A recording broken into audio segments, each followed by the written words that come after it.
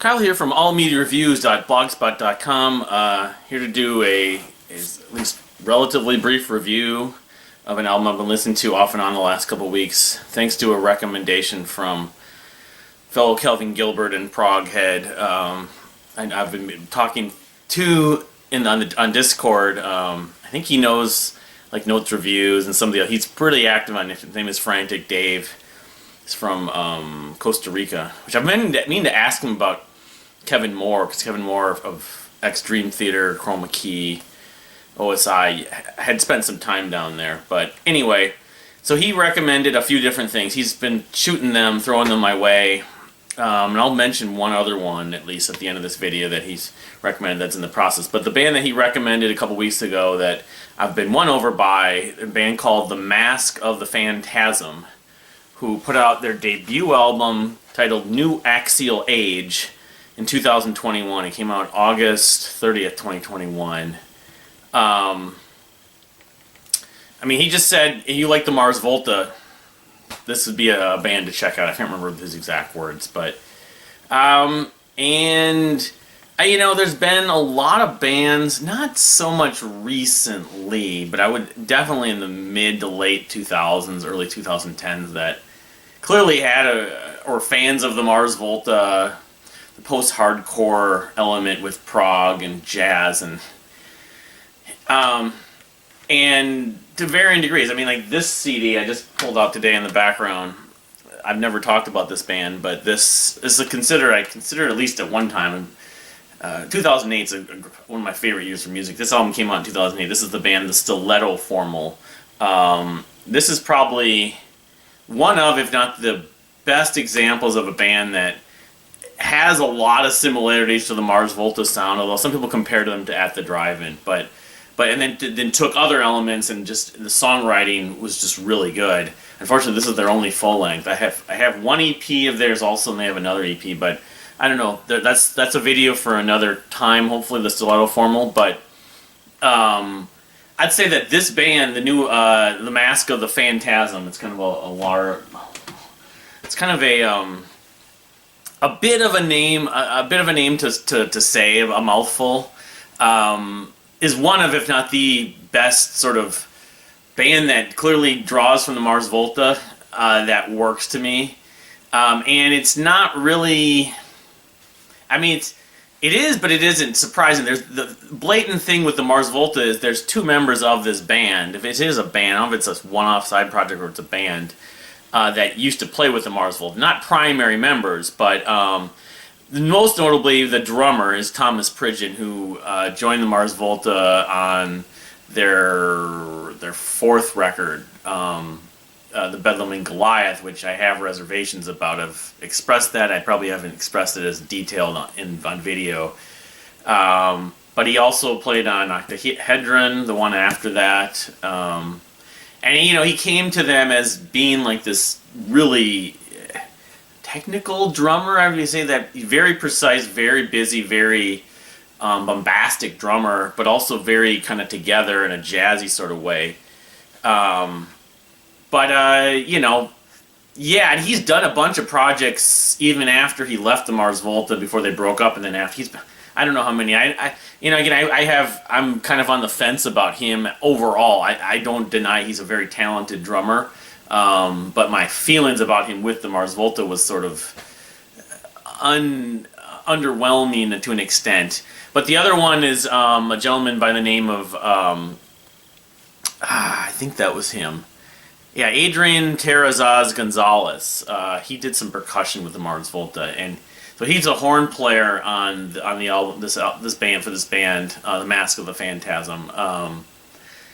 But as from my perception, maybe the primary songwriter is this gentleman named Omar, not Omar Rodriguez Lopez, Omar Ghaznavi, Ghaznavi. And they have a singer by the name of Alexa Joan Ray. So I'm just going over the roster, who's really good, and the keyboard player is a gentleman named Nicholas Greer. Now, I used to be on the message board, the Comatorium, and I thought it kind of died, but I guess it's sort of come back. But I was just doing some searching after getting into this album.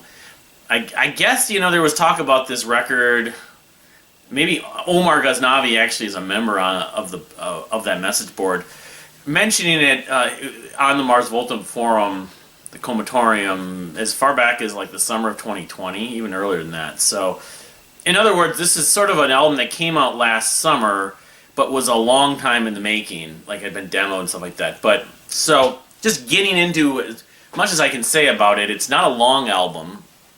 It's like 42 minutes, but it's very much like it has a lot of punch, a lot of it packs a lot of punch, I guess you could say. It takes the Mars Volta style, I would say the early Mars Volta style more than the later, more like the Francis the Mute, maybe a little ambidextrous, that kind of. I think largely because there's a large emphasis on saxophone.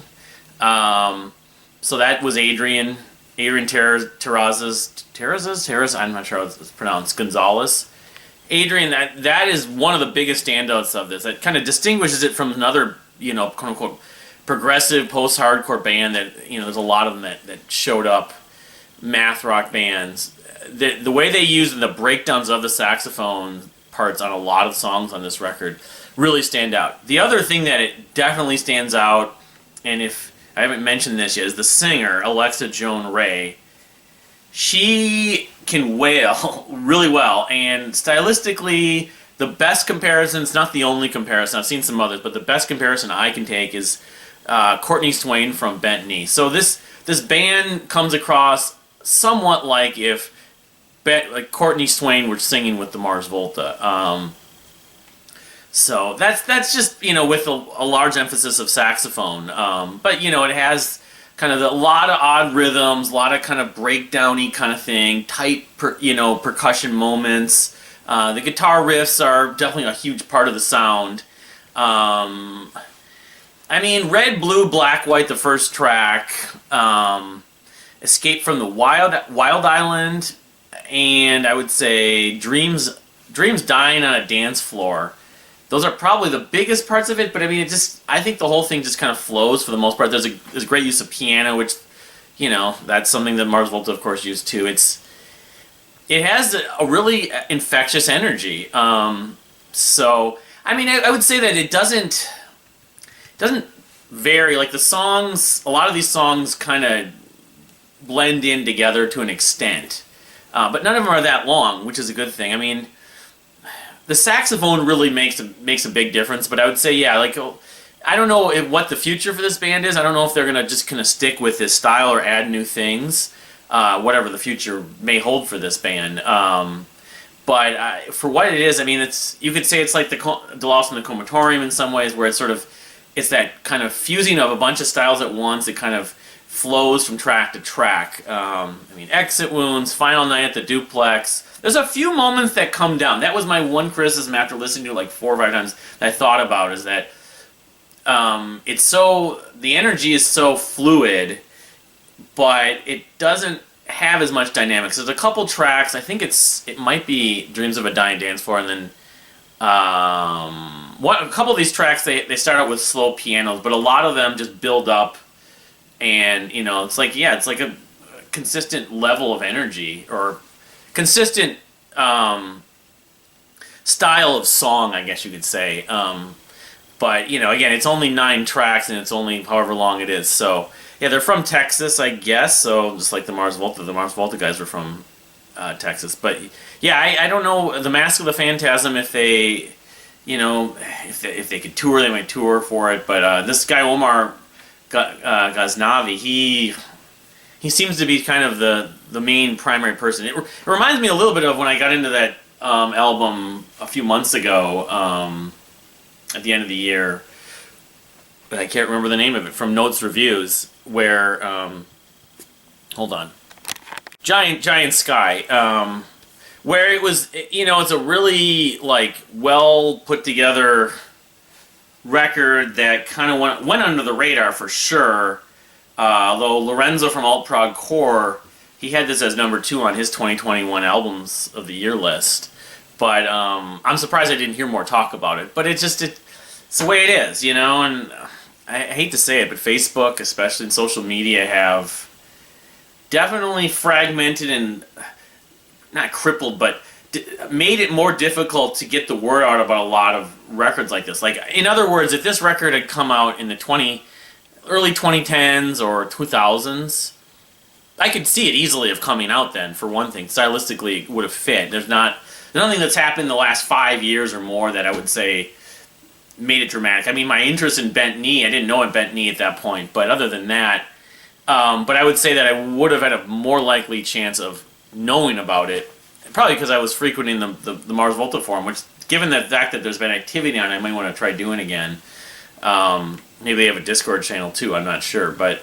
So, yeah, I gotta thank Frantic Dave, but, you know, if you're the Mars Volta fan, there's things that, like you're maybe like the Deer Hunter or the Reign of Kindo, if you're a fan of the Mars Volta, I mean, there's a lot of bands that were good that...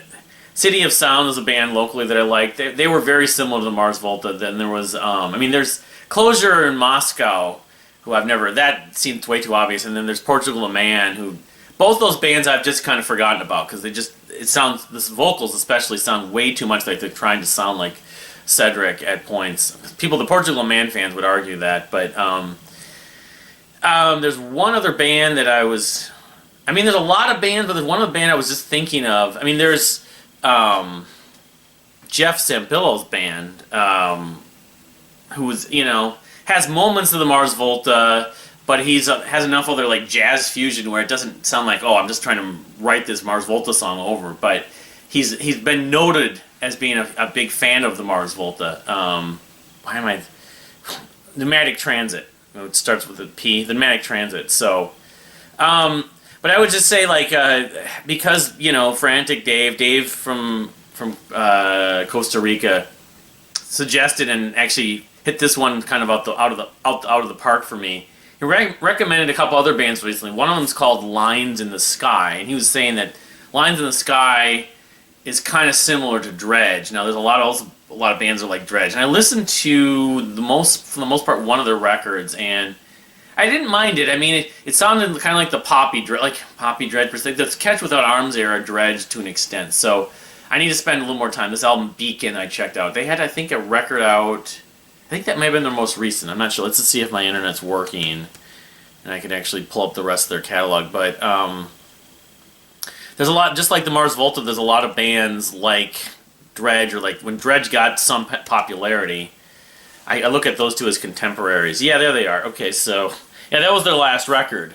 They put out an album called Parallel Travel, and the one before that in 2016, and Hilastrian, it's a weird title, from 2014, but I'm not sure if I'm gonna be won over by this band as much as I will by the Mask of the Phantasm, and their new album New Axial Age. But sometimes when you get in a little bit of a roll, you gotta kind of miss and get a roll. You gotta kind of miss to get hits. In effect, that's what I've learned about this. I mean, my wife doesn't have that approach. She basically thinks everything's just gonna fall into her lap, but my experience, and it's not consistent, but at least there are patterns where to find small, independent, obscure bands like the Stiletto Formal or Miracles of Modern Science, you may have to check out 5, 10, 15 bands that aren't really as good as those, that don't work, that you just listen to. Like, he suggested another band today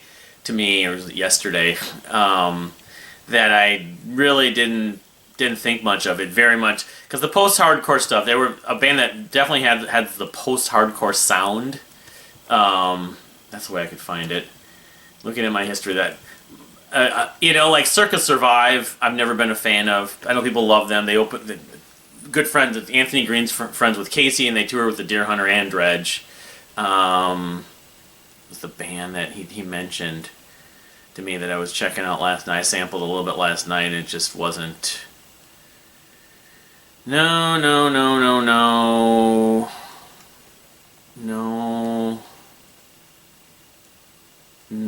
Hulu. Yeah, I've been watching. I hate to bring up bands that don't work for me. They sounded like Circus Survive and a little bit like Coheed and Cambria. And Coheed and Cambria, I like a lot of their best stuff. I really like, but Nova Charisma, they're called. Yeah, I don't think some people might like Nova Charisma. They have a bunch of EPs, but the quote-unquote post-hardcore sound, which seemed like everywhere, but there's still a lot of it's being made. I just don't socialize with people, listen to it that much anymore. Yeah, I'm very picky about it, and there's the best music in that style, the music that kind of has parts of that style that combine progressive rock. I love oftentimes, but the stuff that, especially the vocals. Circus Survive is an example, and there's other bands like Harvard, and where the vocals are just. Who was the other one band that had? There's a band of the same name here that opened for the Deer Hunter. The vocals just they kill it for me. Unfortunately, that's the case with a lot of people. Anyway, but yeah, I say if you're a Mars Volta fan, definitely check out there are a lot. Again, it's a mouthful. The Mask of the Phantasm. Actually, you probably know who Thomas Pridgen is. Just look for his name, and that would be my first suggestion. So, I have at least one more review I'm going to do today, maybe another couple, but it's Friday. The Midlake album came out today, and Von Herzen Brothers, but not sure if I'm going to be listening to them today. But again, thank you for watching. Please subscribe if you haven't subscribed, and we'll see you next time.